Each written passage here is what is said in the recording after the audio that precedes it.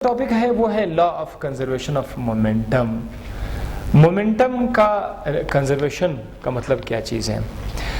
Conservation means, एक आसान अल्फाज में, इस कमरे के अंदर हमारे पास बहुत सारे स्टूडेंट्स बैठे हुए हैं, ठीक है?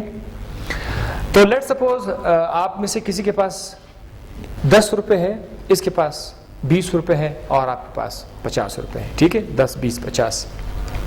तो कमरे के अंदर टोटल कितने रुपए आ गए? 10, 20, 50। टोटल कितने बने? 80 हो गए ना। इस वक्त कमरे में 80 रुपए हैं। अब क्या करते हैं, आपने क्या किया, आपने 10 रुपए इसको दे दिए, तो फिर इसके पास कितने पैसे आ गए? 30 रुपए आ गए। फिर इसने क्या किया, इसने 20 रुपए उसको दे दिए, वो कितने हो गए? कमरे से बाहर पैसे तो गए नहीं है, बाहर से कोई पैसा आया तो नहीं है।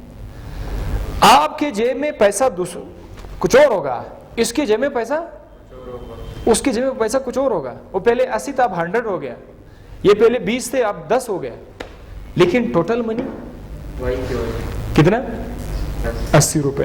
पहले भी 80 रुपए थे, अभी भी 80 रुपए। फर्क कितना हुआ? एक लड़के के जेब से दूसरे लड़के के जेब में गए, वह एक स्टूडेंट के जेब से दूसरे स्टूडेंट के जेब में गए। हम कहते हैं पैसा कंजर्व हो गया, है कि नहीं? कंजर्व का मतलब क्या है? यही है, एक दूसरे के जेब में जा तो रहे हैं, निकल तो रहे हैं, लेकिन कमरे से बाहर नहीं जा रहा, पैसा कंजर्व हो रहा है, ठीक है? इसी तरह हम लोग कभी एनर्जी की बात करते हैं, एनर्जी कंजर्व हो रही है, सेम उसका भी यही मतलब है। लेकिन आज हम लोग मोमेंटम की बात करें कि मोमेंटम किस तरह से कंजर्व हो जाता है। Law of conservation of momentum का मतलब यह है कि किसी भी सिस्टम के अंदर, आइसोलेटेड सिस्टम के अंदर, अगर दो बॉडीज आपस में इंटरेक्ट हो रहे हैं, तो यानी कोलाइड हो रहे हैं, टकरा रहे हैं, टकराने से पहले इनकी जो टोटल मोमेंटम है वो टकराने के बाद भी वही के वही रहेगा। दोबारा बताते हैं, किसी भी सिस्टम के अंदर टोटल मोमेंटम टकराने से पहले जितना होगा, टकराने के बाद भी उतना ही रहेगा। आइए आपको एक आप डायग्राम से बताते हैं। फॉर एग्जांपल, हमारे पास एक बॉडी है, उसका मास है m1 और वो फिलहाल मूव कर रहा है वेलोसिटी v1 के साथ। इसका तो अपना मोमेंटम आ गया। ये दूसरी बॉडी है, ये इसका मास m2 है और इसकी भी अपनी एक वेलोसिटी है, तो ये भी मूव कर रहा है, तो इसका भी अपना एक मोमेंटम हो गया। हमारे पास इस वक्त टोटल कितने मोमेंटम आ गए? एक मोमेंटम इस बॉडी का है, एक मोमेंटम इस बॉडी का है। तो आप लोग एक को P1 लिख सकते हैं, एक को P2 लिख सकते हैं। टोटल मोमेंटम आ जाएगा P1 प्लस P2। अब यहां पे लिखा हुआ है आफ्टर कोलिजन। ये दोनों जिस्म एक दूसरे के साथ टकरा जाते हैं, कोलाइड किया। कोलिजन के बाद मास तो वही रहेगा, मास तो चेंज नहीं होता। m1 का जो वेलोसिटी है वो चेंज हो गया। पहले वो जिस रफ्तार से जा रहा था, अब वो किसी और रफ्तार से जा रहा है, उसको हम लोग v1 बार लिखेंगे। बार का मतलब ये है कि ये v1 जो है अब ये चेंज हो गई, वेलोसिटी चेंज हो गई। और ये जो मास 2 है, इसकी वेलोसिटी पहले v2 थी, अब ये v2 बार होगी। बार मींस कि इसकी वेलोसिटी चेंज हो गई। तो अभी भी इसका अपना मोमेंटम है, इसका भी अपना मोमेंटम है। कोलिजन से पहले भी हमारे पास टोटल मोमेंटम था, कोलिजन के बाद भी हमारे पास टोटल मोमेंटम रहेगा।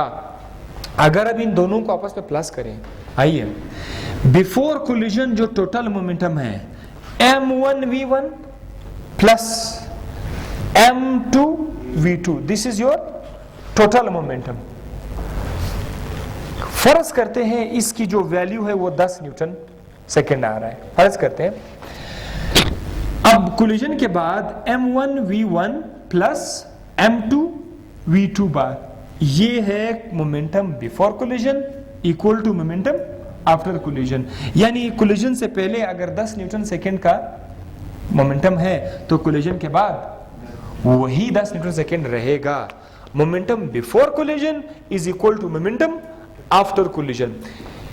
एक चीज में चेंज हुआ, वेलोसिटी क्या हो जाती है? चेंज हो जाती है। बेशक वेलोसिटी चेंज होती है, लेकिन मोमेंटम कोलिजन से पहले और कोलिजन के बाद सेम रहेगा। कोई तब्दीली मोमेंटम में नहीं आएगी, no change in the momentum. अब इसको कैसे हम लोग शो करें कि no change in the momentum? Momentum में कोई तब्दीली आई ही नहीं, शुरू में भी जितना था कोलिजन के बाद भी उतना ही हुआ तो तब्दीली तो नहीं आएगी ना मोमेंटम में। हमें कैसे पता चलेगा? अगर मैं इस 10 को इस तरफ ले आऊं तो क्या बनेगा? ये 10 पहले से इधर है, उस 10 को इक्वेशन किस तरफ ले आओ, प्लस में, तो सर क्या हो जाएगा? 10 माइनस 10 इज इक्वल टू 0 हो जाएगा। 0 का मतलब क्या है? 0 means there is no change in the momentum. तो मोमेंटम के अंदर कोई भी तब्दीली नहीं आई, नो चेंज इन मोमेंटम, ऐसे पता चलेगा 0। This was law of conservation of momentum. आपसे साथ नेक्स्ट वीडियो में दिखा देते हैं आपको नेक्स्ट टॉपिक।